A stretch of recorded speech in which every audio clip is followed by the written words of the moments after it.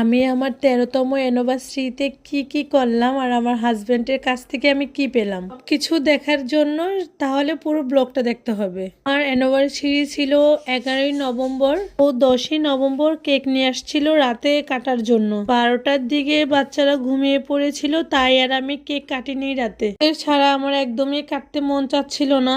আর আমার জন্য ও এবার ১২টা গোলাপ নিয়ে আসছিল। সন্ধ্যার দিকে আমি একটু শাড়ি পরে হালকা একটু রেডি হয়ে নিয়েছিলাম কেক কাটার জন্য।